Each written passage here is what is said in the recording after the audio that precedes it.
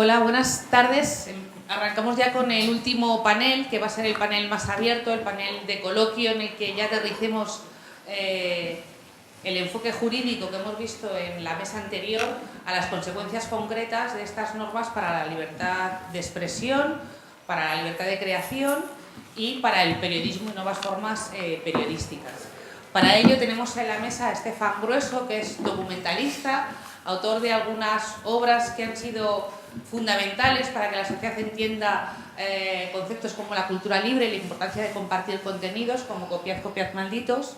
Es también miembro de la Junta Directiva de la PDLI y es coordinador de la campaña que ahora desde la Plataforma en Defensa de la Libertad de Información tenemos en marcha para intentar frenar la directiva de copyright en la trayectoria cortita que le queda en Europa y su futura transposición en la legislación española. También en la mesa está Clara Jiménez Cruz, que seguramente todos la conocéis por su trabajo en La Sexta de Televisión, en El Objetivo, y ahora como cofundadora e impulsora de Maldita.es. Maldita.es, como sabéis, son un conjunto de iniciativas, Maldito Bulo, Maldito Dato, Maldita Ciencia, que se dedican a la verificación de contenidos y también tiene una presencia muy importante en las instituciones europeas y en consorcios internacionales de verificadores de contenidos. Maldita.es ahora está en un proceso de crowdfunding para convertirse en fundación, así que todos y vosotros, todos y todas, vosotros y vosotras estáis invitados a convertiros en malditos y malditas. ¿No? Lo he dicho bien. Muchas gracias. También tenemos la suerte de contar con Greg Quillar. De YouTube, que nos va a explicar algo que para todos es bastante confuso y es uno de los puntos críticos de la directiva, si realmente va a ser posible lo que desde las organizaciones de defensa de los derechos civiles de toda Europa estamos llamando máquina de la censura. Si es posible que un algoritmo, que es lo que supuestamente pretende el legislador, sea tan fino para solo borrar contenidos ilícitos. Entonces, y cómo esto puede afectar a YouTube y cómo esto todo puede afectar a los derechos de todo de compartir contenidos en esta plataforma y lo que ya YouTube está haciendo para proteger la propiedad intelectual y por lo tanto no sería necesaria esta reforma que ahora se nos está planteando. Y en la mesa también van a permanecer para luego la parte de debate y de preguntas vuestras los juristas de la PDLI de la mesa anterior, David Bravo y Carlos Sánchez Almeida, para luego el turno de preguntas. Y sin más doy la palabra a Estefan Grueso, que os va a explicar en primer lugar en qué consiste la campaña que desde la PDLI estamos impulsando. Estefan, cuando quieras. Muchas gracias. Hola, pues buenas tardes a todos y primero brevemente explicar la campaña que estamos haciendo del nombre, como veis ahí, Stop Censura Copyright. Es como una reacción de última hora que nos hemos visto obligados de cierta forma a hacer ante la discusión que hay ahora mismo en instituciones europeas sobre la nueva directiva que va a cambiar de cómo funciona Internet, básicamente, ¿no? Nosotros estamos realmente preocupados por muchas cosas, pero en general podemos decir que va a cambiar el funcionamiento de Internet. Se va a pasar de esa Internet 2.0 que se llama colaborativa, donde todos somos consumidores pero también autores, a otra Internet quizá como más anterior, que es más como una televisión, donde grandes discursos hegemónicos son los que van a ir como una sola dirección, y eso, bueno, articulado en distintos artículos como el artículo 13, que es el de la censura previa, el artículo 11, enlace a la prensa y este tipo de cosas, ¿no? Hemos querido montar también esta campaña para intentar explicar a la gente, al público en general, lo importante que es esto que está pasando, porque es una cuestión como muy abstracta. Para empezar, una directiva europea es una cosa que no sabemos ni lo que es y pensamos que está por ahí, nos acaba afectando, y también que es una cuestión que puede afectarte a todo el mundo, o sea, todo el mundo nos puede afectar esto. Entonces, para eso, ¿qué es lo que hemos hecho? Pues hemos abierto la web esta que estáis viendo aquí, ahora os voy a enseñar un par de capturas, donde, bueno, lo primero que tenemos es un vídeo donde hemos querido hacer una serie de mensajes muy cortos de gente que tiene que ver con propiedad intelectual, pero no solo eso, también hay, o sea, hay como expertos, hay juristas, pero también hay creadores y hay personas en general, gente de la prensa, que nos cuentan uno de los aspectos que le preocupan. Son unos vídeos muy cortos, de menos de un minuto, donde nos van a contar un aspecto concreto de por qué piensan que les puede afectar esa ley, ¿no? Nosotros queremos que estos vídeos se muevan, se viralicen y que todo el mundo pues reflexione en torno a ellos, ¿no? Aparte de eso, bueno, aquí tenéis la web. La web básicamente son, por un lado, los vídeos que ofrecemos.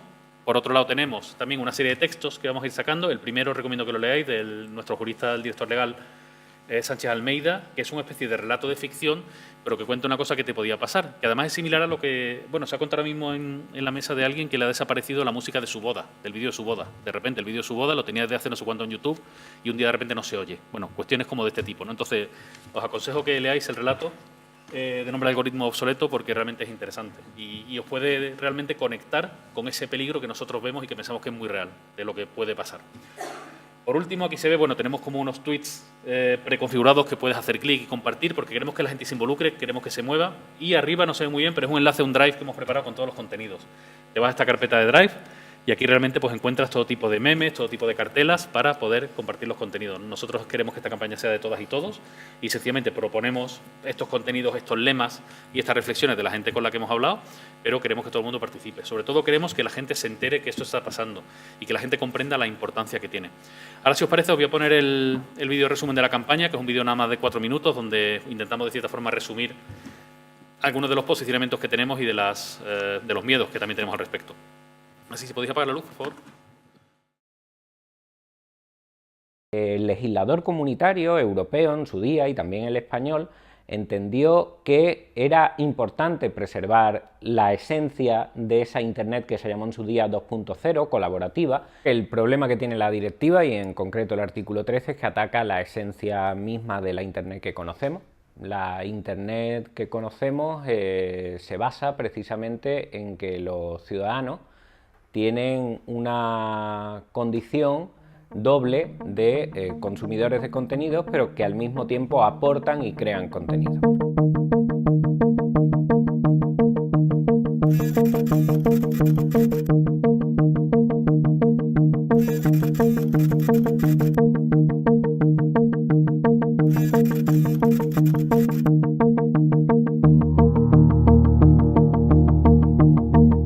Lo mismo que ha pasado con la imprenta, ha habido una época en que hemos podido disfrutar mucho de esta nueva herramienta y los poderes fácticos se han asustado, han visto que esto no podía ser y llevamos mucho tiempo con esta ofensiva. Aquí hay distintos grupos de presión que han estado evidentemente defendiendo cada uno sus intereses. Al final gana uno, pero en cualquier caso siempre perdemos los consumidores, perdemos los ciudadanos porque se restringe el acceso a la cultura, a la información.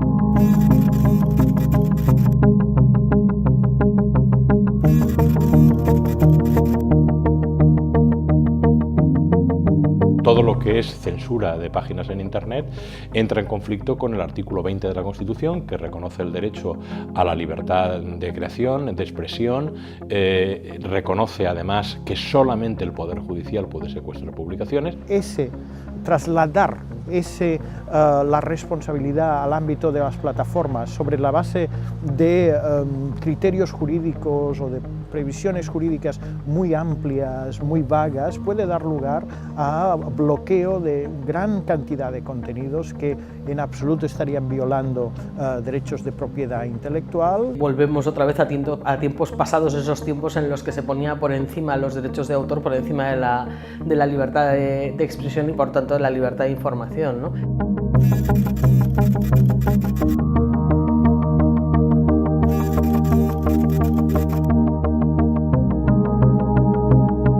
Con la nueva directiva de copyright, en caso de que saliera adelante, se vería comprometido nuestro trabajo, porque si tuviéramos que pagar ciertas cantidades por desmentir unas u otras informaciones, probablemente no podríamos llegar a todas y por lo tanto no podríamos informar a nuestros malditos y malditas de que eso que han leído en algún lugar es falso.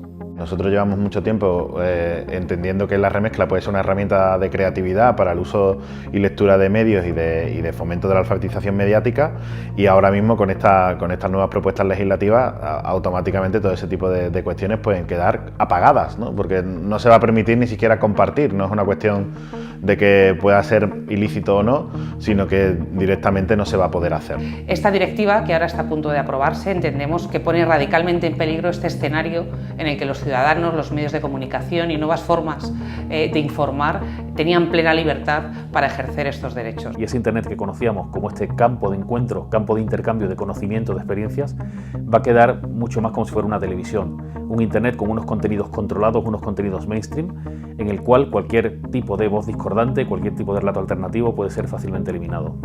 lo que pienso es que hay que mejorarla, es decir, que no hay que desistir del intento de seguir presionando para modificar las cuestiones que se consideran pues, al final más conflictivas.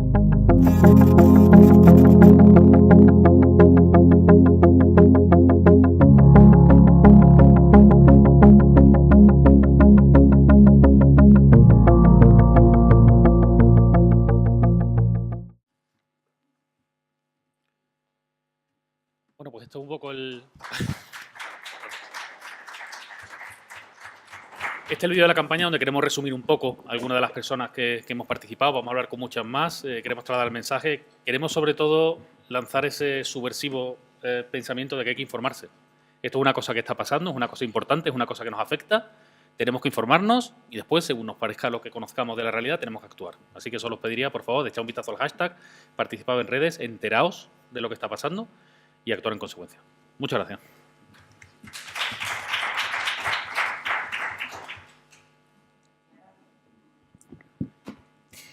Bueno, yo os voy a ser súper sincera. Yo no sé mucho de copyright, sé muy poco, de hecho. Lo que pasa es que sí que me he dado cuenta, a base también de hablar, por ejemplo, con Estefan y con Yolanda y de ir leyendo cosas que publicaba la PDLI, que es verdad que podría...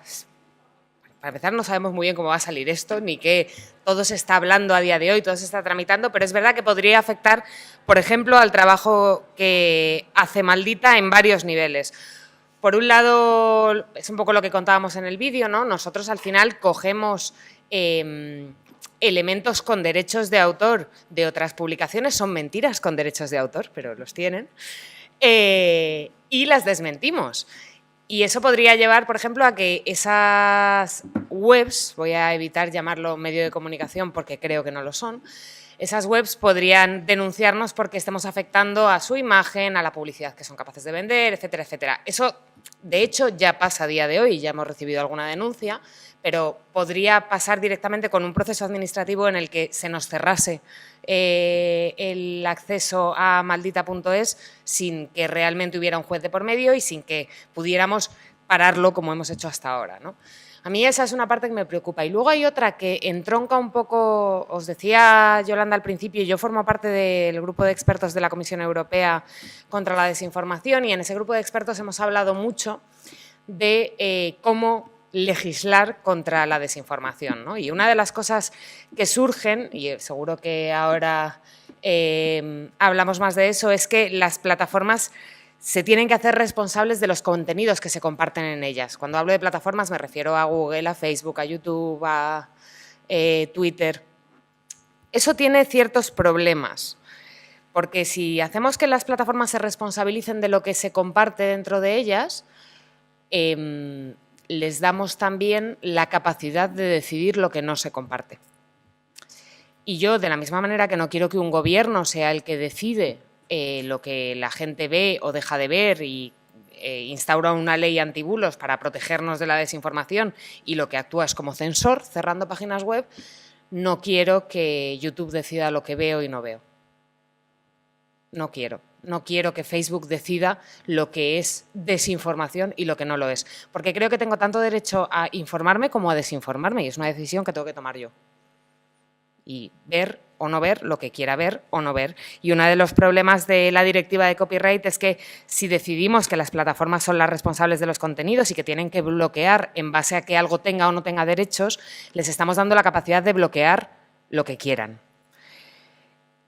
No solamente lo que no tenga derechos. Y eso supone además que muchas veces no va a ser ni siquiera una personita humana la que va a bloquear un algoritmo.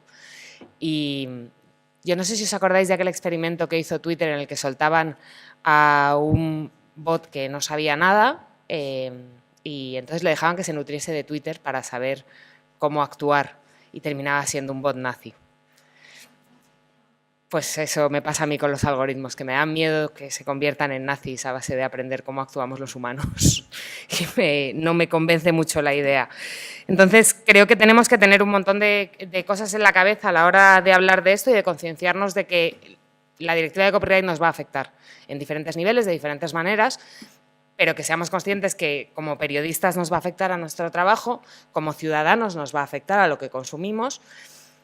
y nos va a afectar a lo que dejamos de poder consumir y a que proyectos como CEMOS 98, que si no lo conocéis deberíais porque mola un montón, no puedan desarrollarse como lo han hecho hasta ahora, a que cosas que han pasado en este país, el Internet como lo conocemos, el 15M, por ejemplo, pues a lo mejor no se desarrolla de la misma manera.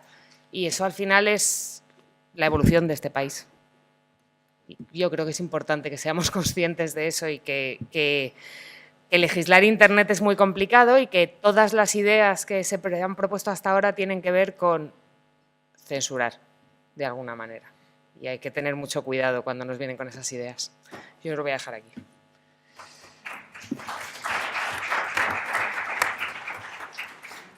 Gracias, Clara. Greg, por favor. Hola a todos. Hola. Bueno, pues soy Greg, llevo 11 años trabajando en YouTube y me voy a dedicar 5 minutos a machacar vuestro idioma, lo siento, por el acento. Bueno, en fin, creo que me han invitado para intentar explicar un poco lo que hace YouTube y lo que tendría que hacer YouTube bajo esta nueva regulación y en particular del artículo 13. La primera cosa que quería contar es que el artículo 13 en particular y esta ley está siendo empujada por unos lobbies, ya lo hemos hablado antes, y la premisa es que ellos quieren resolver un problema que consideran un problema que se llama el value gap, que es una cadena de valor, se genera ingresos en una plataforma, hay autores o compositores o artistas, creadores al otro lado de una cadena y se espera, todo el mundo espera que los ingresos vayan moviéndose en esta cadena de valor para llegar a quien creó el contenido o quien escribió la música o la compuso. Bueno, para resolver un problema que identifican en la cadena de valor, han escrito una regulación que trata principalmente no de valor, nunca se trata en este artículo 13 del valor o de ingresos, se trata sobre todo de responsabilidad. Y YouTube se ha posicionado últimamente en contra de esta regulación, no en contra de una modernización del derecho de autores, pero en contra de no sé si transferencia de responsabilidad a las plataformas. Y ahora os voy a intentar explicar por qué. A día de hoy, YouTube ya tiene y todas las plataformas que podéis imaginar que dejan usuarios subir contenido, ya tienen una responsabilidad, ¿vale? No es que no tengan responsabilidad. Tienen una responsabilidad sobre el copyright y los derechos de autores en el sentido de que los usuarios pueden subir contenido, las plataformas lo dejan disponible por defecto y en el momento que hay una denuncia o la plataforma se entera que haya un problema de copyright o de derechos, en este momento hay un proceso legal que está definido por la regulación y tenemos a día de hoy 14 días para quitar el contenido, el usuario recibe una notificación, puede contestar a esta notificación, decir que no está de acuerdo o no sé qué, y hay un diálogo entre el que detiene los derechos y la persona que ha subido el contenido, ¿vale? Ahí hay la responsabilidad de la plataforma es facilitar este diálogo entre las dos partes en este conflicto.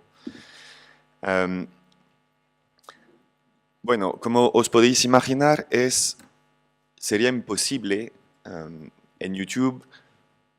O sea, los que detienen derechos no pueden ir video por video. Estamos de acuerdo que se suben 480 horas de contenido cada minuto, que sea música, fútbol, lo que queráis, todo contenido son 400 horas al minuto. Es claramente imposible tratar todo esto de manera manual. Entonces, YouTube ha aportado una tecnología, ha desarrollado una tecnología que identifica contenidos. Esta tecnología no es mágica, es muy buena, es francamente impresionante. Llevo 10 años trabajando con ella y es francamente impresionante. Pero otra vez no es magia, una tecnología así lo que hace es comparar. Cada vez que vais a subir un video a YouTube se va a comparar a una base de datos. Y lo que va a decir es si se corresponde. Va a identificar contenidos. Vamos a identificar una melodía, un fonograma, unas imágenes de la liga de fútbol, lo que sea, una película. Pero el algoritmo no va a tomar una decisión. Lo que va a hacer es preguntar a la persona que detiene los derechos qué hacer con este contenido, si se puede quedar o no. Así que la decisión a día de hoy, bajo la regulación actual, la decisión pertenece a quien detiene los derechos. Luego puedo entrar, si tenéis preguntas más en detalles de cómo funciona esta tecnología, pero estoy de acuerdo en el sentido que un algoritmo no puede tomar una decisión, no puede juzgar si un contenido es fair use o no. No puede saber si es una parodia o no. Lo que puede saber es si es un trozo de una película, un trozo de una grabación de sonido, etc. Bien, ahora, bajo el artículo 13, si se transfiere la responsabilidad a la plataforma, ahora estamos voy a intentar explicar las posibilidades, pero no es solo YouTube, es cualquier plataforma que tenga contenido de usuario. Vamos a ver, YouTube tiene Content ID y funciona muy bien, pero Content ID no puede identificar todo. Eso sí que sería mágico. Entonces, si YouTube sabe que en cada minuto se suben 500 horas de contenido, que Content ID escanea todo y que potencialmente estamos en una posición para identificar, digamos, 90%, estoy lanzando cifras, no importan. Si somos capaces de identificar 90% y hay 10% no vamos a estar capaces de identificar los derechos o el contenido, estos 10% nos ponen en una situación de responsabilidad bajo el artículo 13. Entonces, lo que se va a tener que hacer es un bloqueo previo. En lugar de tener todo el contenido disponible en la plataforma con una posibilidad de identificar los derechos a posteriori y de bloquear o traquear el uso del contenido, lo que las plataformas van a tener que hacer es bloquear proactivamente el contenido, al menos que los derechos hayan sido identificados y la autorización validada por el que detiene los derechos. Eso sería una transformación brutal de las plataformas que conocéis a día de hoy. Y por eso YouTube está siendo tan vocal no anuncios, pero como se dice, campañas también. Estamos participando en varias campañas para simplemente informar a los usuarios y a la comunidad de creadores de que el Internet está a punto de cambiar y que todavía queda tiempo para intentar cambiar esta dirección. Pues hasta ahí mi opinión. Hasta ahora he hablado en nombre de YouTube, como usuario de YouTube y de todas las plataformas. No quiero, estoy aquí de manera humilde y no quiero influenciar, pero me parece importante que tengáis la conciencia de lo que está pasando y de lo que podéis hacer vosotros también.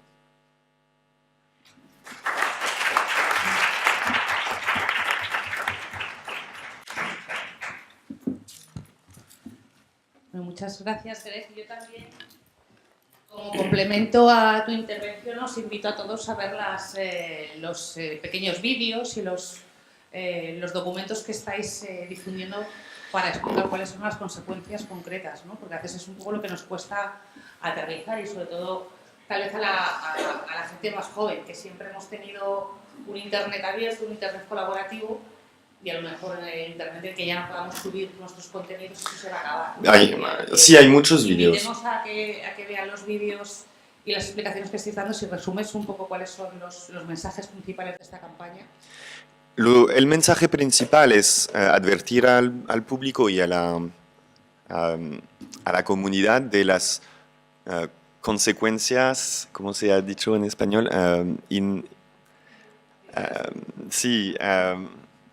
Bueno, ya no pero de las consecuencias de un cambio de unas palabras en un artículo que pueden transferir totalmente la responsabilidad a las plataformas que no van a querer asumir un riesgo gigantesco para ellas, dado la cantidad de contenido. Y entonces, si el filtrado, en lugar de hacerse a posteriori, se tiene que hacer a priori, cambia la cara de YouTube, pero de todas las otras plataformas.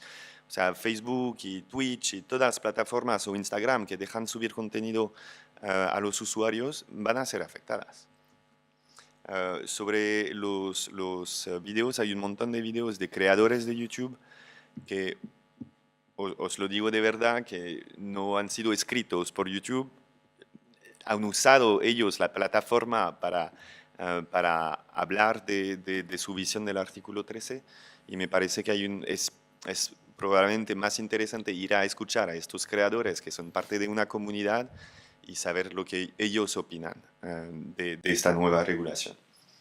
Gracias. Bueno, yo ahora la primera pregunta que os haría a todos, y ya incorporo también a David y a Carlos Sánchez Almeida, va en esta dirección. Por parte de la PDLI estamos siguiendo el consejo que decía Greg, ¿no? Retomar testimonios, como ha explicado Estefan en la campaña, de personas que directamente se van a ver afectados. Algunos han participado en la campaña y otros los estamos difundiendo con el hashtag genérico Stop Censura Copyright, como por ejemplo Jaime Altozano, ¿no? Que es un youtuber que explica en vídeos obras musicales y que ese tipo de... A ese vídeo me refería. Es ese tipo de contenidos van a estar prohibidos, pues también son los que dentro de nuestra campaña estamos difundiendo. Entonces yo creo que os haría a todos la misma pregunta, ¿no? Como a gente pues que son estudiantes de periodismo, que van a ser futuros periodistas, pero sobre todo que han disfrutado siempre un internet tan abierto como el que ahora tenemos, ¿cómo se les explica que este internet tiene los días contados y puede cambiar?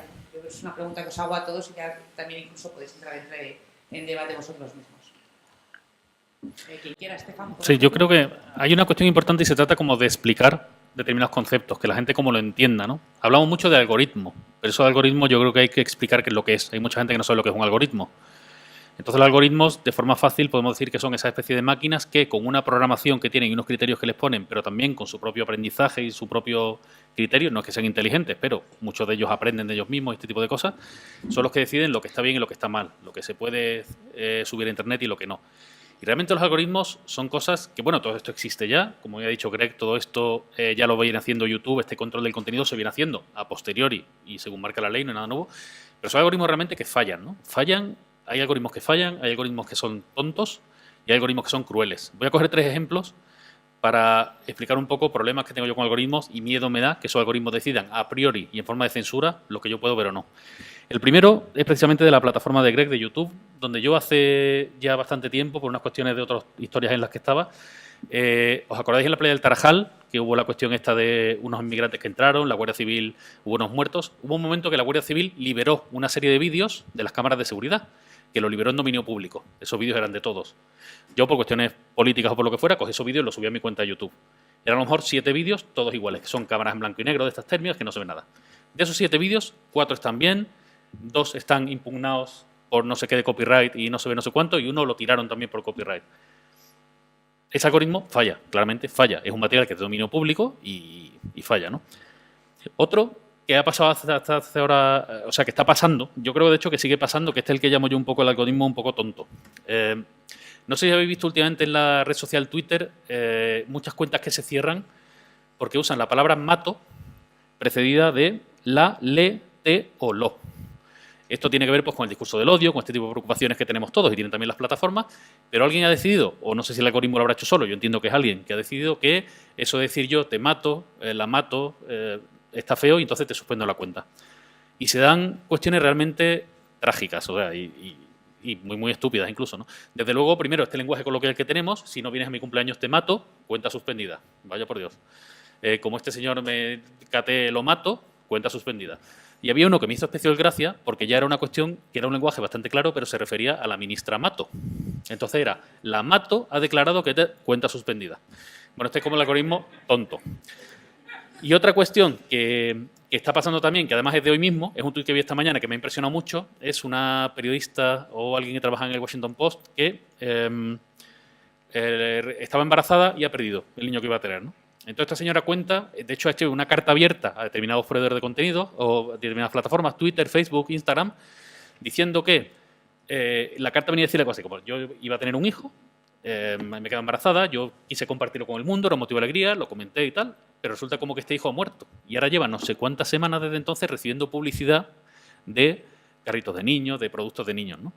Este es sería un poco el algoritmo cruel. En este caso no es un algoritmo de censura, pero es esa misma máquina que ve lo que nosotros hablamos, de lo que hacemos y que decide lo que es bueno para nosotros, ¿no? Y en este caso, pues a esta señora le están produciendo un sufrimiento innecesario, ¿no? ¿Dónde voy con esto? Voy al tema de esas máquinas, esos algoritmos que deciden, ¿no? Los derechos humanos son súper fáciles porque es que no se discuten. O sea, los derechos humanos son lo que son y es que no hay que hablar, fin. Los derechos fundamentales casi, se discuten, pero un poquito. Y el tema es que estos algoritmos, esta censura previa que va a haber con esta reglamentación que plantea la directiva, afecta a nuestros derechos fundamentales. Entonces, es muy grave que vayan a pesar esas cosas. Tenemos que comprender que es muy grave. Y son cosas que, desde la PDLI entendemos, primero, que tiene que hacerlo un juez, y además lo reconoce la Constitución, lo explicó Sánchez Almeida antes, la Constitución lo dice claramente, nadie puede secuestrar una publicación si no es un juez con una orden. Y estos algoritmos van a fallar y afectan a esta cosa, como digo, que es tan importante como esta libertad de información o esta libertad de expresión que tenemos, ¿no? Por lo cual nosotros entendemos que no, hay que usar algoritmos, que tendría que ser una revisión manual y que el sistema de ahora entendemos que funciona razonablemente bien, ¿no? Como dice Greg, subiendo 400, 500 horas al minuto es totalmente impensable que haya, es que no sé, que lo que habría que ver, ciudades de cientos de miles de personas viendo vídeos constantemente, sí, ¿no? Entonces, bueno, y por último, simplemente cerrar explicando que, como bien ha explicado Greg también, todo este sistema que hay, todo esto existe ya, o sea, existe ya. Toda esta lucha, toda esta protección de los derechos de autor es una cosa que existe y que funciona razonablemente bien. A veces se equivoca, pero funciona razonablemente bien, ¿no? Quien quiera que tenga una creación intelectual en estas plataformas puede denunciar los contenidos que tengan, puede incluso encargárselo a compañías que lo hacen automáticamente y cualquier contenido tuyo que alguien lo suba, que alguien lo use sin permiso, tú puedes silenciarlo, puedes tirarlo, puedes lo que quieras, ¿no? Con lo cual entendemos, yo personalmente y creo que de la PDLI también, que la reglamentación actual pues funciona bien. Perdón, me he ido por las ramas, pero es que he visto esta mañana el tuit ese y me he quedado muy pillado con la señora esa, pensando cómo este algoritmo, que no es un algoritmo de censura, realmente te puede afectar la vida, ¿no? Y lo que es un algoritmo.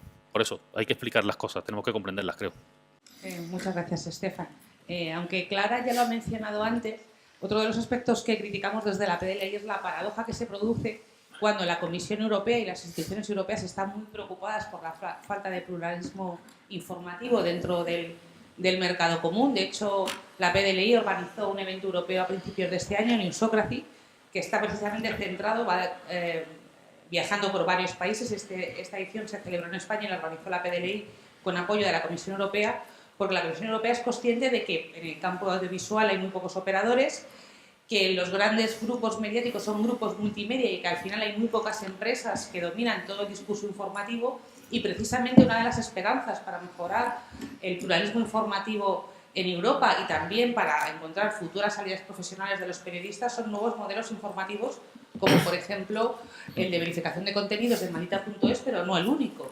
Hay nuevos formatos como por ejemplo las newsletters que ofrecen resúmenes de prensa que muchas veces están hechas por muy pocos periodistas, que son periodismo de nicho, como Maldita.es, y todo este tipo de nuevo periodismo, de nuevos, no solo modelos de negocio, sino nuevas formas de informar y de dirigirse a una nueva audiencia donde no te hace falta una gran estructura empresarial, pueden acabar con este tipo de directivas. A mí me gustaría que Clara lo explicaras un poco más, ¿no? Cómo habéis montado Maldita unos pocos periodistas que venís de un gran medio y cómo con muy pocos recursos habéis podido crear un medio de comunicación que seguramente tendrá mucho recorrido porque ya sois un montón de seguidores, y al final todo esto es un gran aliciente para el periodismo informativo masivo y cómo todo esto puede llegar a acabar, ¿no? Sí, yo, o sea, no creo que una de las cosas que pone en riesgo esto es efectivamente los proyectos que son más pequeños que están intentando crear contenidos diferentes, ¿vale? Porque probablemente la directiva del copyright no va a afectar a un servicio informativo de una televisión, aunque habría que verlo, que los servicios informativos de las teles meten muchos vídeos que no son suyos. Pero bueno, a priori pensemos que eso no iría a afectar, ¿no?, a su desarrollo natural.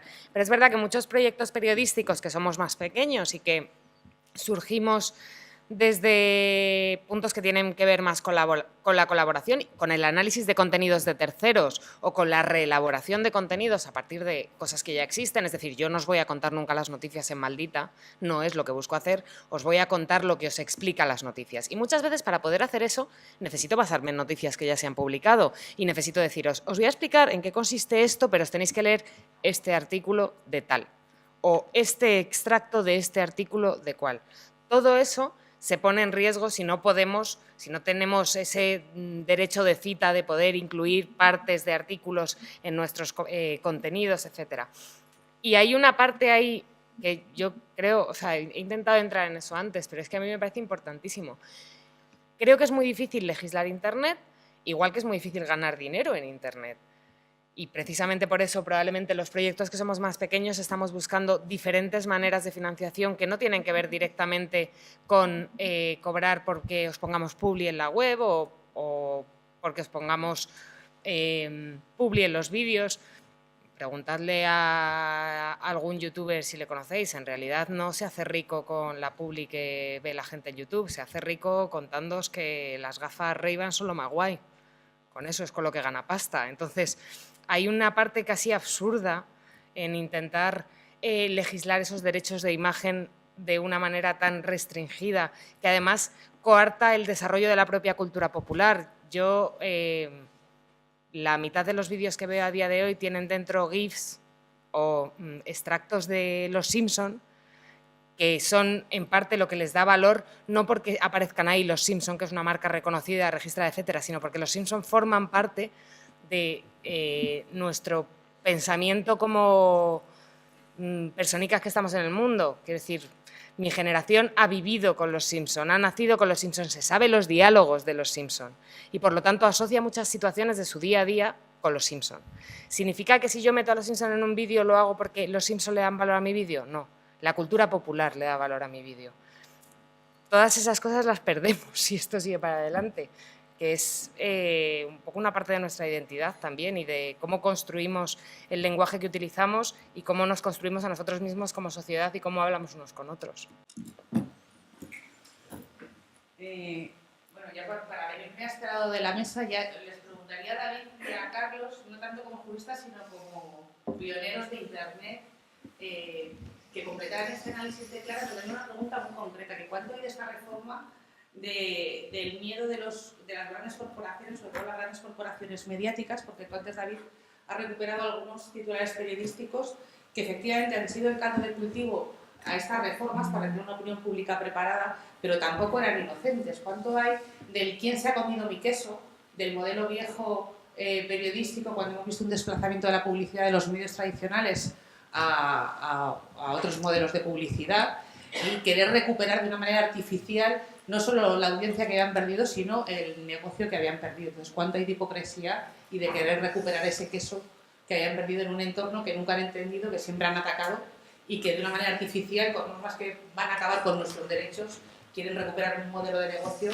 para el que no estaban preparados? Entonces, esta pregunta es casi más como activistas y pioneros de Internet, que habéis visto la muerte de estos grandes dinosaurios de papel, y qué hay de ello en estas nuevas normas que se van a llevar nuestros derechos por delante.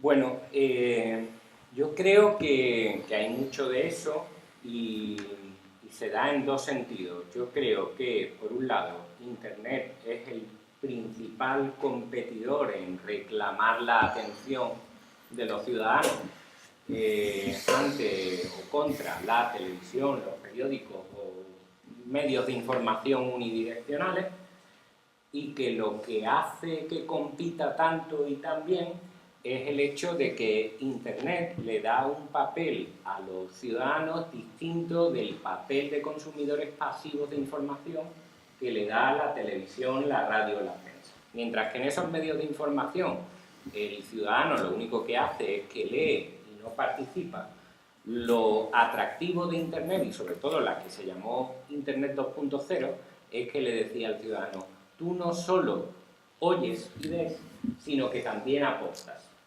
Y eso es lo que hace que Wikipedia sea interesante, es lo que hace que Twitter tenga contenidos de valor, que el valor no lo aporta o no exclusivamente la plataforma que da la estructura, sino la interacción de los propios usuarios. Y lo mismo cabe decir de YouTube. A YouTube lo hace interesante Jaime Altozano, Ter y los youtubers que suben los contenidos a YouTube. Es esa interacción de los usuarios de Internet lo que hace Internet atractivo. ¿Qué es lo que ocurre? Pues que esto entra en contradicción con dos grandes oligopolios. Por un lado, el oligopolio de los medios convencionales que ven en Internet un gran competidor que se lleva la atención de gente que está en edad, por ejemplo, como mi hijo, que no concibe ver la televisión, o sea, es una cosa que está fuera, sino que la ve precisamente a través de YouTube, en diferido, o lo ve en canales semejantes, y también entra en contradicción con los titulares de los derechos de propiedad intelectual que preferirían una Internet que no tuviera esta interacción entre los usuarios porque de alguna manera colisiona con sus intereses, que son los de que Internet sea otra televisión más, para así tener un único emisor al que pasar la factura cada año por el repertorio y me olvido de todo. Pero ¿qué es lo que ocurre? Que si convertimos Internet en eso, Internet termina siendo otra televisión. Nadie quiere que Internet sea otra televisión. La televisión ya existe, está muy bien, ahí está, pero también está Internet. Internet lo que la hace atractiva es precisamente esto.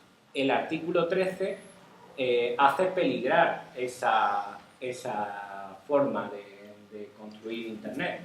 ¿Por qué? Pues porque si el artículo 13 da la vuelta al régimen de responsabilidad que hay hoy en día, lo que va a hacer es que los que alojan los contenidos terminen, por un lado, los que no pueden permitirse un sistema de control, que no puede permitírselo nadie, pero quiero decir un sistema de control más o menos efectivo, que es eficaz al 100% es imposible, pero más o menos efectivo, cerrarán, porque si yo no puedo, si la responsabilidad recae sobre mí, yo no puedo controlar estos contenidos, pues los cierro, y los grandes que puedan más o menos aspirar a ese objeto, si la responsabilidad recae en ellos, lo que hacen es que si entra un contenido y hay dudas sobre la posibilidad de que sea lícito o no lícito, ante la duda si el responsable soy yo, esto va fuera.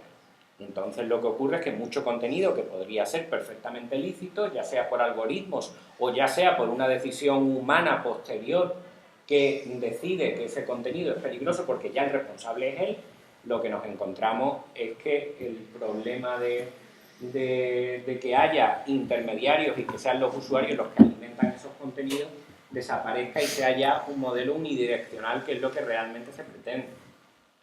Gracias. Yo voy a ser muy breve, vamos a ver, ya está todo dicho. Yo pienso que el gran nerviosismo de los medios tradicionales con Internet ha sido que han perdido la capacidad de narrar la agenda. Esto ya desde los días de la lucha contra la ley Sinde y el 15M lo vimos. O sea, quien realmente marcaba el curso del país eran las portadas de Meneame, los hashtags que eran trending topic en Twitter. Quiero recordar una cosa, por ejemplo, el país durante muchísimo tiempo, desde que sale el proyecto de ley Sinde en el año 2009 hasta diciembre del 2010, nunca lo trae de portada. Nunca lo trae de portada, siempre en páginas interiores.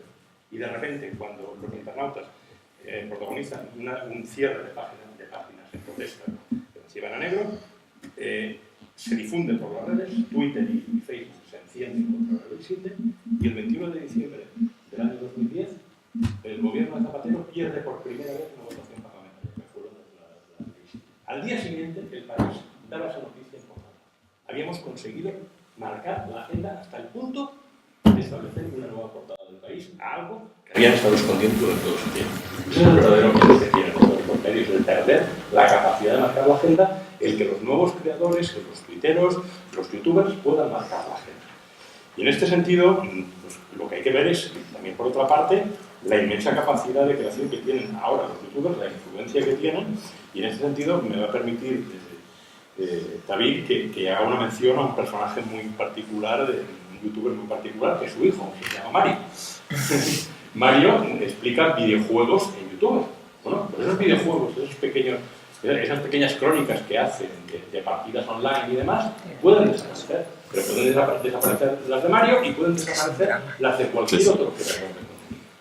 Entonces pienso que quizás los internautas hemos perdido la capacidad, digamos, de fuego que tenía la artillería de las grandes páginas de enlaces. Eso se ha perdido, siguen estando las redes sociales, pero no olvidemos que siguen estando ahí los youtubers y tienen mucha capacidad de influencia.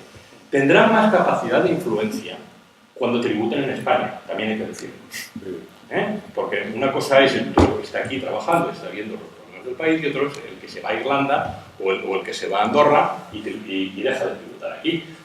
Ahora quiero además hacer una crítica a Google, aprovechar que me tengo aquí en YouTube. El tema es que en esta batalla estamos juntos para luchar contra la censura. Pero a lo mejor en próximas batallas no vamos a estar enfrentados, porque lo primero que voy a pedir es que los contenidos de YouTube tributen en España también. Eso va a ser lógico precisamente para crear nueva industria cultural en este país. Y ya, para acabar, de la misma forma que he hablado de un personaje real como es Mario, me van a permitir que hable de un personaje ficticio que es Elena. Les voy a recomendar que lean en la página de la PDLI, vengo a hablar de mi libro, en la página de la PDLI hay un pequeño cuento que se llama Algoritmo Obsoleto, que explica lo que puede pasar. Es un cuento un poco melodramático y llorón, ya lo verán, precisamente porque lo que pretendía era contraponer un personaje humano, un ser humano, a un algoritmo, un robot. El tema es que luego me lo he estado leyendo y cuanto más me lo leo, más pienso que mi personaje ficticio parece un robot. Y recuerdo Blade Runner y lo que está claro, el mensaje de la ciencia ficción es que los robots aprenden a jugar al ajedrez, nos ganan jugando al ajedrez y también los robots pueden aprender a llorar, con lo cual es peligroso pelearse con una máquina. Nada más, muchas gracias.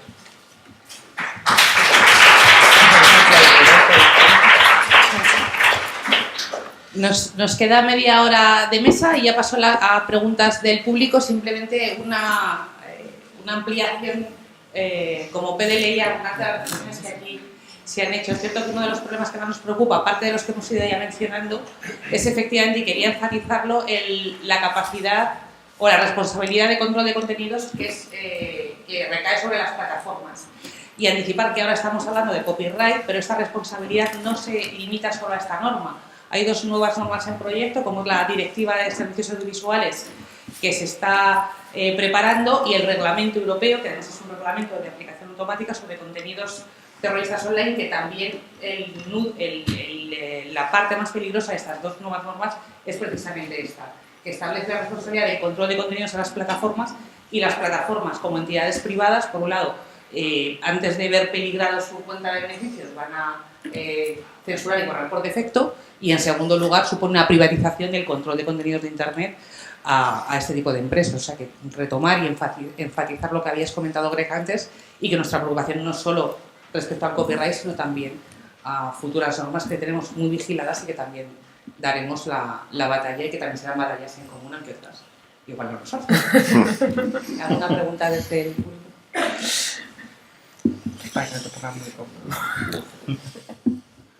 Esto no se oye, ¿o sí que se oye? Sí. Sí. Vale.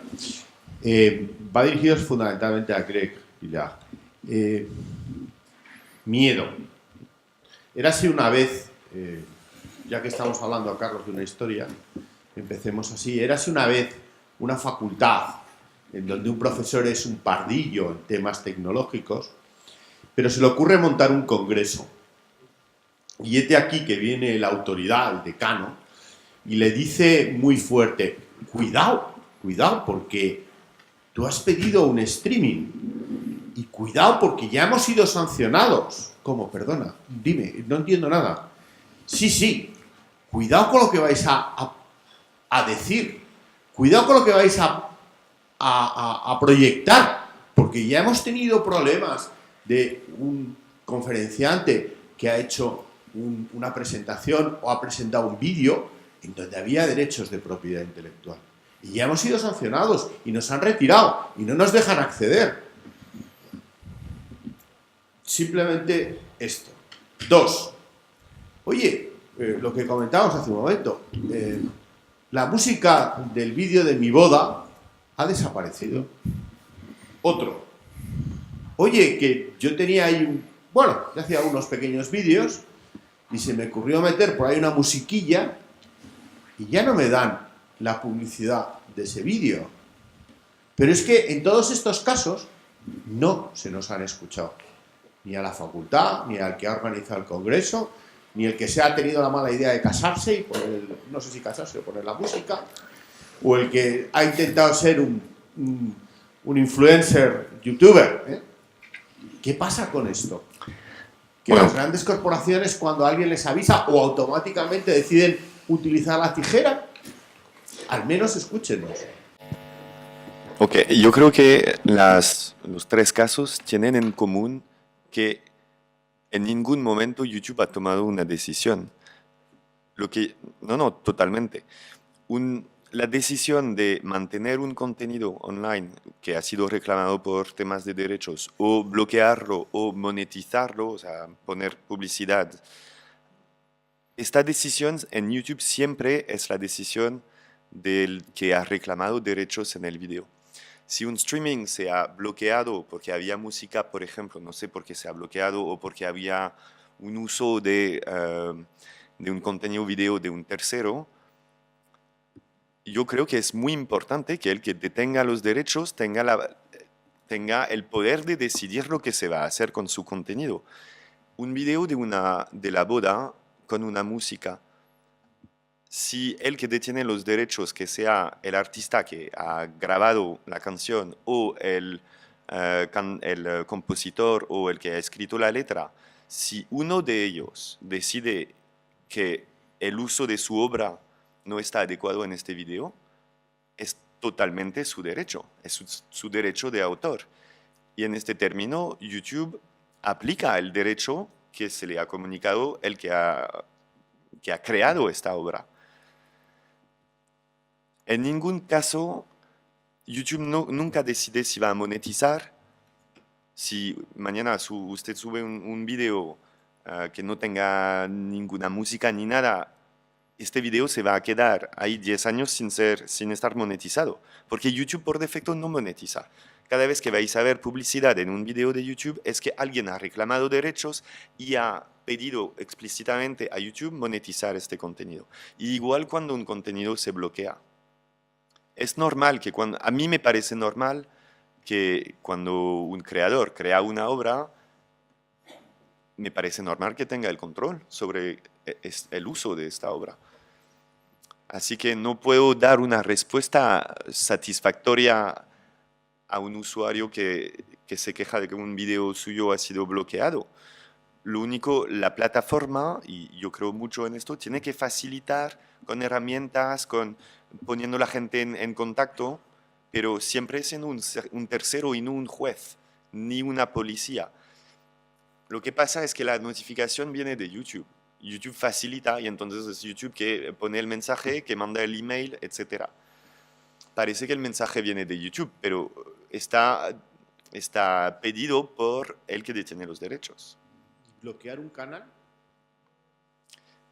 Un canal se bloquea en YouTube cuando a partir de 3 infringements, ¿cómo se dice? Infracciones, eso. A partir de 3 infracciones que se quedan en un canal. Por ejemplo, si yo subo un video que recibo un takedown de una discográfica, digamos, que yo hablo con ellos, deciden quitarlo, no pasa nada. Si deciden dejarlo, pues 1. Y luego después de 3 se cierra mi canal. Eso es la directiva de e-commerce, que tiene que haber un diálogo entre el que detiene los contenidos y el usuario, pero que no se puede repetir infracciones. Eso es el DMCA en Estados Unidos, el e-commerce aquí. Nosotros aplicamos la regulación. No soy jurista, no soy, pero creo estar en la verdad. Si alguien me puede confirmar. Justo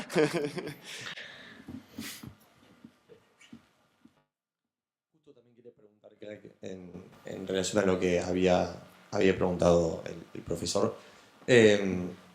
Lógicamente que el que es autor, en este caso de una canción, de una música, obvio que siempre prioriza de que no se manche, digamos, tal vez o su reputación o la imagen que tiene el cantante, bueno, en este caso.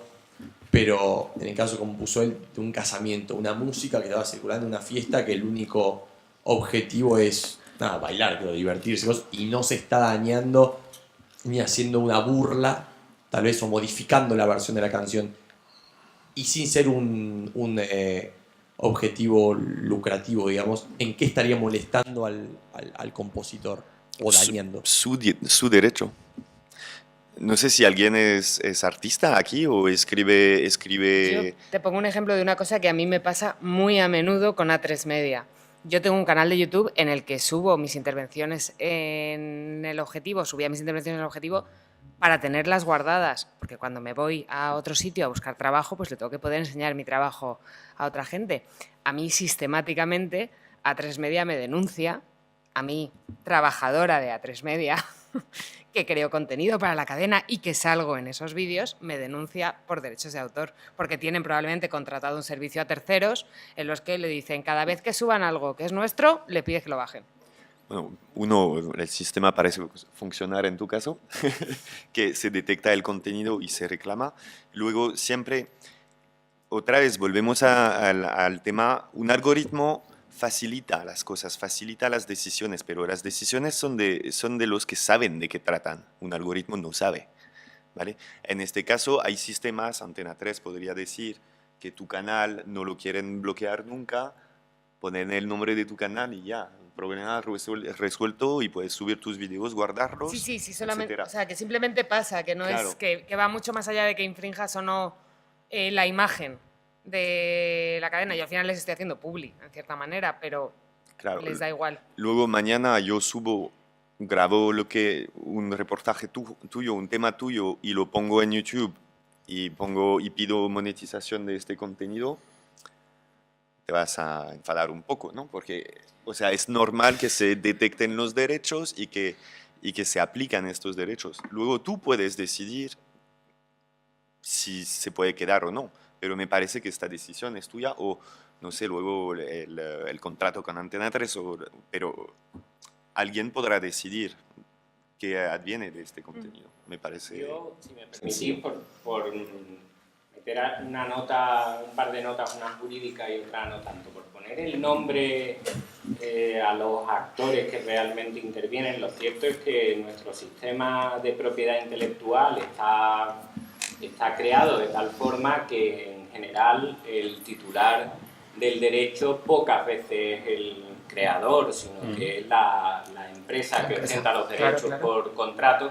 Entonces, cuando hablamos de forma de que el creador debe tener derecho a decidir cómo se usa su obra, debemos tener en cuenta que donde decimos creador generalmente decimos que la empresa que ostenta los derechos de propiedad intelectual, cuyos intereses son, como los de cualquier empresa, la maximización del beneficio y su lógica va en torno a esa cuestión.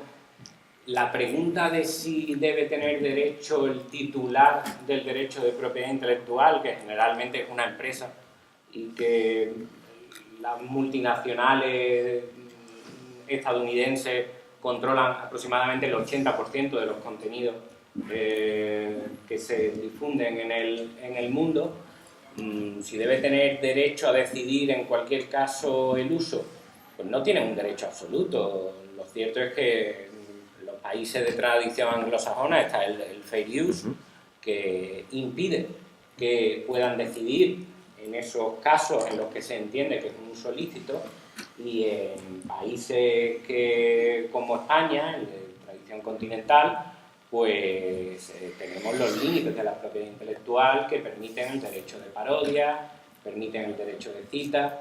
Por lo tanto, el ámbito de decisión de la empresa titular del derecho no es absoluto, y porque la propiedad intelectual, en general, como cualquier propiedad, tiene una función social que nuestra ley de propiedad intelectual se ha concretado en determinados derechos ciudadanos también, como son el derecho de la parodia, el derecho de cita, que lo que pretende en suma es proteger los derechos de libertad de expresión y de creación para que no se restrinja con una ley que se supone que está para protegerlo. Y completando muy brevemente, David, ahí es donde está el problema del contexto, ¿no? De que esos algoritmos, que son los que van a censurar todos estos contenidos, no saben si es una parodia o no es una parodia, no saben si es una cita, solo saben de contenido prohibido, contenido con copyright, tomo esta decisión, ¿no? Y esa falta de contexto es lo que hace tan grave que sea una revisión mecánica, cuando además estamos viendo que los algoritmos que hay ahora ya fallan también. Y es comprensible, ¿no? Con el volumen que hay y con la casuística que hay. Pero por eso yo creo que se hace imprescindible la presencia humana, ¿no? Alguien que realmente pueda comprender qué es lo que es ese vídeo. Y es uno de los mayores problemas que tenemos en la PDLI con el futuro artículo 13, si sigue en la forma en la que está ahora.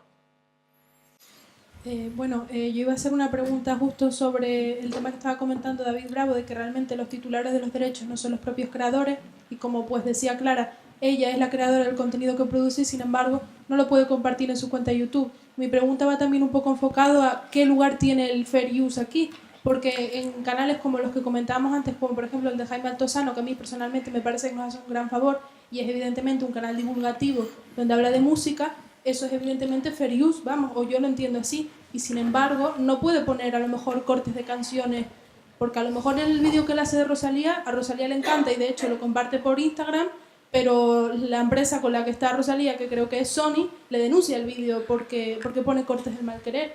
Entonces, ¿qué protección tiene el fair use y para qué queremos o para qué existe el fair use si al final no se respeta nunca? Claro.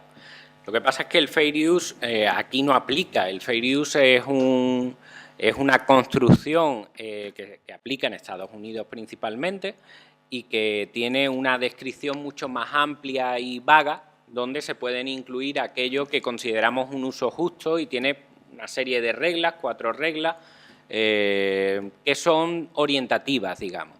En España no tenemos fair use, en España lo que tenemos son los llamados límites de la propiedad intelectual, que lo que hace es decir cuáles son los usos que consideramos permitidos y en los que no hay que pedir autorización al titular del derecho. Dentro de lo que hace Jaime Altozano, el que está más cerca es evidentemente el derecho de cita. Lo que pasa es que el derecho de cita cada vez está más restringido hasta el punto de que hoy en día es un lugar común en la doctrina jurídica especializada el decir que las citas con las que se abre un capítulo de un libro, en tanto que tiene un mero efecto decorativo, no encaja propiamente en el derecho de cita porque cada vez se va restringiendo más el concepto. Entonces, ¿qué es lo que resulta? Pues que muchos usos que los ciudadanos consideramos no solo justos, sino que los consideramos beneficiosos para los propios creadores, están en nuestra ley de propiedad intelectual excluidos como legales. Por lo tanto, tantas veces que se dice que la ley de propiedad intelectual está para proteger a los creadores y se da la paradoja de que la mayoría de mis clientes son creadores que la ley de propiedad intelectual les impide la creación de sus obras. Y hablo, por ejemplo, de personas que hacen un documental y que se encuentran con que no pueden incluir fragmentos de tal o tal obra, no porque afecta al titular de los derechos, que en absoluto afecta en ningún sentido, sino porque está considerado una propiedad y tiene que pedir autorización al titular del derecho y no encaja formalmente en el derecho de cita o tiene preocupación de que un juez pueda entender que no encaja. Es también el problema de las bases de rap que se basan en el sampling. En definitiva, los creadores tienen serios problemas a la hora de crear por culpa de la misma ley que se supone que protege a los creadores. Pero si esa ley en realidad lo que está haciendo es convertir en una mercancía un producto inmaterial hecho para atender las necesidades de maximización de beneficio de los verdaderos titulares de los derechos, pues entonces nos encontraremos con que eso chocará no solo con prácticas comunes de los ciudadanos, sino con prácticas creativas de los propios autores. Mi pregunta va enfocada a las diferentes formas de difundir contenido en Internet, porque hablaban del algoritmo que controla a posteriori el contenido que se sube, por ejemplo, a YouTube y que pasará a controlarlo a priori. Y mi pregunta es, ¿qué va a pasar con el streaming? ¿Cómo se va a controlar y qué diferencia, o sea, qué diferencia hay en cuanto al contenido normal de YouTube, que son los vídeos o contenido online? Bueno, sobre el tema de a priori y a posteriori, para aclarar, a día de hoy, cuando subes un video a YouTube, antes de ser disponible para cualquier audiencia, está escaneado, ¿vale? Pero estamos buscando una identificación de derecho y si sale positivo, aplicamos la regla que haya definido el que detiene estos derechos. O sea que ya es a priori, pero la decisión es que si no encontramos ningún derecho, nuestra conclusión es que no hay derecho, o no hay contenido que está bajo copyright.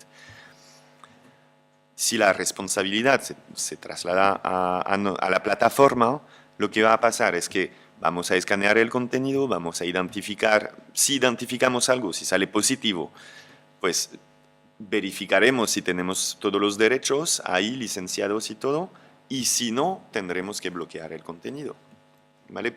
Eso es un bloqueo a priori en el sentido de que cuando no sabemos si hay contenido bajo copyright o no, dependiendo de qué versión del artículo 13 sale, vamos a tener que tomar una decisión o de dejarlo como hoy disponible hasta estar notificado que hay un copyright, o bloquearlo de manera protectiva o defensiva casi, porque la responsabilidad será nuestra en este caso. ¿El streaming te refieres al live streaming? Sí. Al contenido live. Ya Content ID ya funciona en el streaming. Si te pones a hacer un streaming y que tienes música en el fondo, vas a tener una notificación que te va a decir, cuidado que este contenido hemos detectado que hay música, te dejamos, creo que hay un tiempo, y si no lo quitas, si seguimos detectando el contenido identificado, pues te bloqueamos el stream. Porque si no, bueno, podrías poner la tele, grabas la tele y lo retransmites aquí, y eso lo puedes hacer con cualquier contenido. Si me permites, el peligro que yo lo veo a lo que estás contando es que si es streaming en tiempo real, la censura también va a ser en tiempo real. Con lo cual, imaginemos que en un meeting político se pone de banda sonora de fondo una canción determinada, ¿podría pasar que se llegase a interrumpir ese meeting? Bueno, si hay una música que está usada directamente así, sí, va a haber una notificación a la entidad que hace el streaming. Pues ya sabemos cómo empezar a bloquear a adversarios políticos. Es un algoritmo, otra vez, o sea, si el que detiene los derechos nos indica que quiere escanear, lo tenemos que hacer, es nuestra responsabilidad. Ya ha transferido la responsabilidad. Sí, claro. Si no tienes el micro, no tienes el poder. ¿No le des el micro para hablar? Bueno, 3 cosas, o 2, no sé ya las que son. Bueno, la primera es que yo estoy de acuerdo. Bueno, la primera es que siempre que hay unas jornadas de este tipo, siempre invitamos a YouTube, que parece que son los que lo hacen súper bien. Entonces,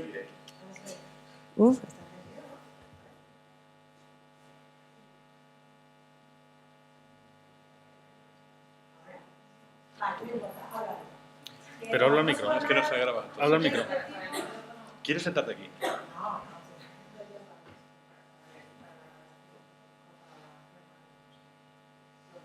Arriba, Yolanda. Esto ha sido YouTube, que ha visto que hay... Arriba 2 pasos. Lo primero de todo es que siempre que hago unas jornadas de este tipo, siempre invitan a YouTube, que son los que lo hacen bien. Con lo cual, bien, a veces me gustaría escuchar una plataforma de esas que no tienen forma de denunciar, que hacen todo mal y que entonces a lo mejor daría más vidilla al debate, ¿no? Yo estoy totalmente de acuerdo en lo de la boda.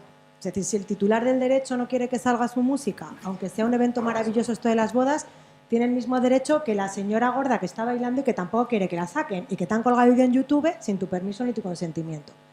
¿A qué no has pedido permiso a todos los que salen en la boda, en el vídeo, para subirlos?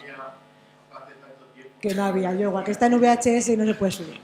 Pero bueno, yo lo que quería hacer era una reflexión. Yo que sí que soy de derecho y que no soy tanto de derechos de autor, Manuel y yo, que estamos en el mismo departamento, ya hace tiempo que venimos planteándonos esto de cómo que ahora todo se toma sin tener, o sea, que decisiones previamente que eran antes judiciales, ahora resulta que los jueces los quitamos del medio, ¿no? Entonces, por un lado veo eso que contabais de empieza a dar noticias sobre un poder que ahora lo vemos todos, ¿no? Que constantemente estamos machacando en los medios, todas las decisiones judiciales se ponen en duda, si los jueces nunca tienen la razón, el pueblo es el que sabe derecho, que yo me paso a la mitad de mi curso de Derecho a la Información discutiendo con mis alumnos sobre esto. Qué pena que mis alumnos se han ido, están los de las 8 que discuten, o sea, yo discuto constantemente esto de es que los jueces, bueno, pues los jueces es que han estudiado Derecho, a lo mejor saben más que tú que no lo has estudiado, ¿no? Y nos preocupa mucho esto de que los jueces ya no tengan decisiones en cuestiones judiciales. Ejemplo, ahora estamos con este tema. Pero hace unos meses condenaron a Libertad Digital, ¿no? La Comisión Nacional de Mercado de Competencia condena libertad digital por unas declaraciones que hace un periodista ejerciendo su derecho a la libertad de expresión en base a el del discurso del odio, que tiene que ver con libertad de expresión, artículo 20, en base a una ley que es la audiovisual, que no es ni siquiera orgánica. Entonces yo me hago en nivel en que los jueces no intervienen en algo que afecta a derechos fundamentales y utilizando leyes que ni siquiera son orgánicas. Hemos llegado a dar la vuelta a todo. Entonces, el problema no es que esto esté ocurriendo con los derechos de autor. El problema es que es una tendencia a la que vamos. Como los jueces todo lo hacen mal, como los jueces siempre se equivocan, pues maravilloso que ahora en vez de los jueces, pues los gobiernos o las entidades administrativas son las que van a tomar decisiones sobre nuestros derechos fundamentales. Y yo veo que la gente no se mueve. O sea, a la gente esto no le sorprende. O sea, cuando salió, nos damos clase en el máster ABC y la noticia esta de protección del artículo 13, que no intervenían los jueces, salía así en el periódico, ¿no? Entonces dije a mis alumnos, oye, esto es súper grave, ¿cómo lo ponéis tan pequeño? Se sorprendían de que eso fuera grave, ¿no? Entonces a mí lo que me preocupa ya no es este hecho concreto, sino que veo que la tendencia que ya empezó con la Ley de Seguridad Ciudadana, de desjudicializar cosas que debe estar en manos de los jueces, que es el poder independiente, que es el poder imparcial y que tiene una serie de responsabilidades que no tienen estos otros órganos, que están juzgando seguramente con muchísimo menos conocimiento y sobre todo violando derechos fundamentales esenciales como es la libertad de expresión, ¿no? Entonces, bueno, esa era mi reflexión. Yo creo, para tu tranquilidad, un poco, y lo explico yo que soy el no jurista, pero lo tenemos una cosa súper clara, en la PDLey estamos absolutamente en contra de cualquier regulación administrativa de cuestiones que afecten a derechos fundamentales. Y de hecho hemos protestado contundentemente y concretamente cada vez que ha habido un intento, ya sea de delito de odio, de cualquier otro tipo de cosa. O sea, que es una cosa que también tenemos muy claro y entendemos que efectivamente todo tiene que tener una tutela judicial. Es así, ¿no, Carlos? A ver, yo lo que pienso sobre... Me ha parecido muy adecuada la reflexión que haces, porque pienso que está sometido en estos momentos el Poder Judicial a un linchamiento público instigado fundamentalmente por políticos que han perdido casos judiciales. Y casos de corrupción en concreto. Y el tema es, nadie se plantearía que si te tienen que poner una válvula en el corazón, que esa operación te la hiciese un curandero. Tú quieres un cardiólogo. Pues el tema es que cuando se habla de libertad de expresión, yo siempre digo que toda regulación de la libertad de expresión, todo juicio donde se somete a discusión la libertad de expresión, es una operación a corazón abierto, porque la libertad de expresión es el corazón de la democracia. Sin ella, los demás derechos no se pueden ejercer. El derecho más importante, que es el del artículo 14, el de igualdad, no se puede ejercer si no hay previamente libertad de expresión. Y como bien decía, me salía Fanetín, que es digamos, el nombre que usa en Twitter, Stefan. Desde la PDLI no paramos de criticar las intromisiones legislativas de parlamentos autonómicos e incluso de ayuntamientos que pretenden establecer prohibiciones de opiniones, de creación artística, y ha pasado en la Comunidad de Madrid, ha pasado en la Comunidad Andaluza, ha pasado en el Ayuntamiento de Barcelona. Hemos sacado comunicados de la PDLI criticando normativas autonómicas, ordenanzas municipales incluso, que permiten multar determinadas expresiones. Desde mi punto de vista, todo eso sobra. Los únicos que pueden imponer condenas por violar el honor, por violar la intimidad, la propia imagen y, en última instancia, por cometer delitos de calumnia e injuria, han de ser los jueces. Yo solo quería decir que estoy de acuerdo contigo. Estaba buscando aquí una cita que me acordaba de Boaventura de Sousa Santos, que en el libro de Sociología Jurídica Crítica hablaba justo de esto que estabas diciendo tú, de hasta qué punto es mucho más común de lo que nos creemos. Y decía Boaventura, los intentos de ejercer el control político sobre la actividad judicial suceden por razones semejantes y recurriendo a medios similares. Transferencia de ciertas áreas de litigio del ámbito de los juzgados ordinarios a juzgados especiales o a agencias administrativas bajo el control del Poder Ejecutivo. Claro, es especialmente preocupante cuando esas áreas de litigio son nada menos que referentes a derechos fundamentales, tal y como tú dices, totalmente de acuerdo con que estamos así. Y además nos encontramos con que los partidos políticos, ante determinadas leyes que hemos denominado mordaza, en lugar de reaccionar diciendo que hay que derogarlas, aunque también lo hacen, han llegado a un punto en el que ven que, como no pueden derogarlas, piden que al menos el reparto de mordaza sea equitativo entre todos los grupos. y decir, bueno, pues yo quiero amordazar al mío, por lo menos dame una para amordazar yo a mis malos. Tú ya tienes una, dame otra. O sea, que si los partidos políticos en los que tenemos que confiar para eliminar las mordazas, lo único que pide es una pelea en igualdad de condiciones a la hora de repartirlas, pues mal va.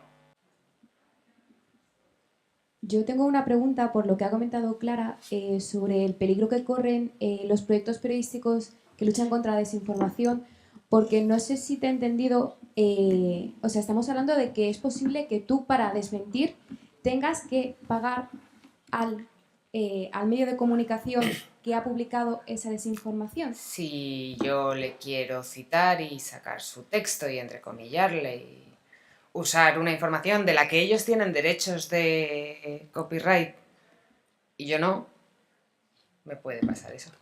Tenemos que ver en qué acaba la ley, pero... O sea, podría pasar que tendrás que pagar a alguien que miente para poder desmentirle. Y a todos los medios de comunicación nos pasaría también, o sea, el cazabulo, etcétera, todos los que...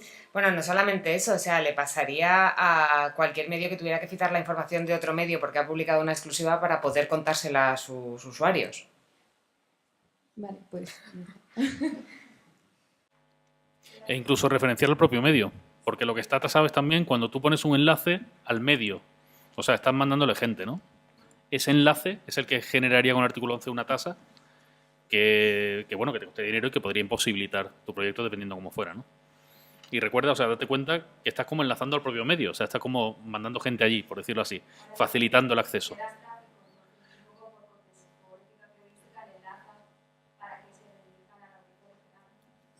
Sí, o porque tú estás diciendo lo que ellos dicen, pero aquí lo puedes ver y lo puedes comprobar tú, por lo que sea, ¿no? E incluso con ese enlace, de hecho el enlace ese es lo que el artículo 11 prevé que genere unos derechos que tienes que pagar a editores, ¿no? Claro, entonces toda la lucha contra la desinformación no podría existir de ninguna manera, circularían los bulos. Bueno, hombre, se nos ocurriría otra cosa, espero. Pero... O lo haríamos ilegalmente. ¿Tú eres muy de hacer la cosa ilegalmente Bueno, o qué? a veces.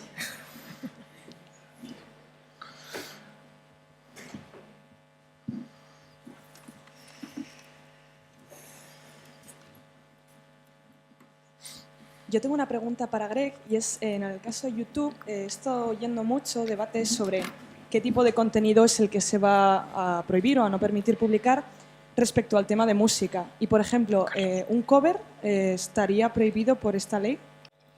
Pues un cover, no hay discográfica en el caso de un cover porque es una nueva grabación, un nuevo fonograma, pero la obra musical sigue siendo utilizada. Y entonces... sí, podría estar bloqueada también. Pero a día de hoy también, ¿eh? Si mañana las GAI decide bloquear todas las obras de un compositor en particular, se puede hacer también. Entonces, ¿aportaría alguna diferencia a este caso la nueva normativa? ¿Perdona? Si aportaría alguna diferencia respecto a la normativa actual, la nueva normativa en este aspecto. Sí, en el sentido de que, otra vez, si se transfiere la responsabilidad a la plataforma se va a encontrar en una situación que la decisión por defecto tiene que ser de bloquear. La detección de melodías es muy complicada, ¿vale? Es mucho más difícil detectar una melodía en una cover que en una grabación que viene de un disco. Es mucho más fácil identificar si tú pones un video con la grabación de Rosalía, por ejemplo, se va a detectar de manera mucho más fácil. Te pones a cantar Rosalía, no quiero presumir de tus habilidades, pero va a ser más difícil identificarlo para un algoritmo. Lo que cambia de un día a otro es la decisión que se aplica si no se pueden identificar estos derechos. Si la responsabilidad se traslada a la plataforma, la decisión será probablemente de bloquear en este caso. Entonces los covers pues, están más en peligro que las grabaciones oficiales. Vale, gracias.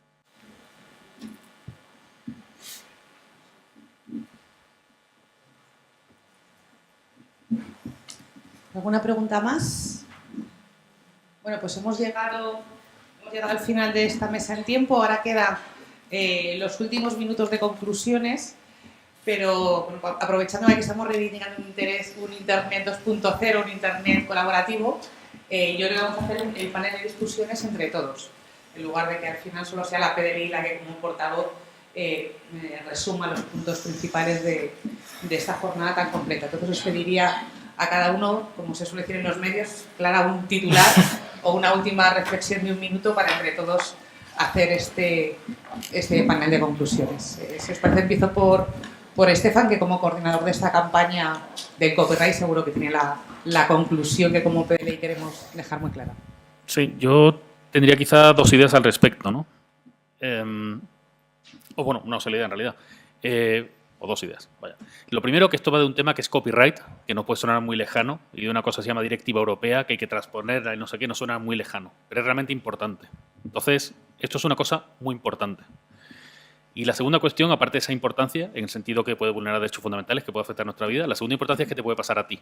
O sea, es que te puede pasar a ti. Tú puedes tener problemas en tu profesión, en tu vida privada, en tu activismo, en tu expresión artística. Con lo cual, es una cosa importante y te puede pasar a ti. Así que yo solo os pediría que os informéis, informaros de lo que está pasando y actuad en consecuencia si lo consideráis oportuno. Yo creo que esta directiva tiene muchas más aristas de las que creemos a priori y que efectivamente hay que informarse y probablemente también hay que difundir, porque esto te afecta a ti, pero también le afecta al que tienes al lado. Pues yo en particular con el artículo 13 creo que es un artículo que no resuelve nada de los problemas que han sido citados como la premisa de este artículo 13, la transmisión del valor a los que crean contenido, pero creo que al revés va a transformar la cara de Internet y yo creo personalmente que va a atentar a muchas libertades, o sea, de difusión del contenido. Las plataformas a día de hoy se tienen que quedar neutras, no son jueces, proporcionar herramientas y un medio de difusión brutal a nivel mundial. Y esto que tiene un valor, y eso es el valor que las plataformas aportan a la sociedad. Luego la sociedad elegirá lo que quieren hacer de sus plataformas. Y eso sigue siendo vuestra decisión como ciudadanos. Bueno, yo solo quería decir que el artículo 13, al contrario de lo que pueden muchos pensar, no es el inicio de la batalla por el copyright, sino que no es más que un episodio más de una batalla muy larga y que lleva décadas e incluso siglos desde que empezaron los nuevos avances tecnológicos a aparecer, y con nuevos avances tecnológicos me refiero a los que en aquel momento lo eran, como en su día lo fue la imprenta, como en su momento fueron las pianolas que permitían reproducir música, como después lo fue la televisión, la radio y el cine, y que todos fueron vistos como si fuera el mayor enemigo a batir por la industria de los contenidos. El artículo 13 es un episodio más dentro de esa batalla, pero es un episodio importante porque lo que pretende y lo que puede conseguir es, como he dicho antes, convertir Internet en otra televisión y, por lo tanto, convertir Internet en un medio unidireccional con una serie de personas que decidirían qué es lo que tenemos que ver, cómo tenemos que informarnos, qué tenemos que escuchar y conseguir un efecto homogeneizador de los contenidos, que es justo lo que Internet vino a romper y que ahora podemos perder. Yo intentaré ser muy breve porque quiero leer una cita de Orwell. Sobre mí solamente voy a decir una cosa. Yo ya soy una persona mayor. La mayor parte de ustedes, de los que están aquí, han crecido ya en un mundo donde existía Internet. Con lo cual, el mundo donde cambiábamos libros entre amigos, intercambiábamos cintas de magnetófono y cosas de estas, ustedes no lo han vivido. No se crean lo que dicen las entidades de gestión de derechos de autor. No se lo crean. Aquel mundo era mucho peor que el que actualmente tenemos, a pesar de las fake news y a pesar de los múltiples problemas que genera Internet. Defendamos el mundo que hemos conquistado entre todos. ¿Por qué si no les puede pasar lo que advertía George Orwell en 1984? Se puede reducir nuestro pensamiento si se reduce Internet. Internet ya es una mente colectiva. Si la empezamos a recortar, le hacemos una lobotomía.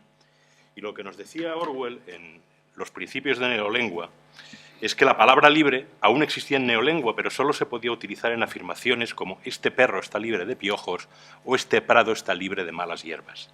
La finalidad de la neolengua no era aumentar, sino disminuir el área del pensamiento. objetivo que podía conseguirse reduciendo el número de palabras al mínimo indispensable. Muchas gracias.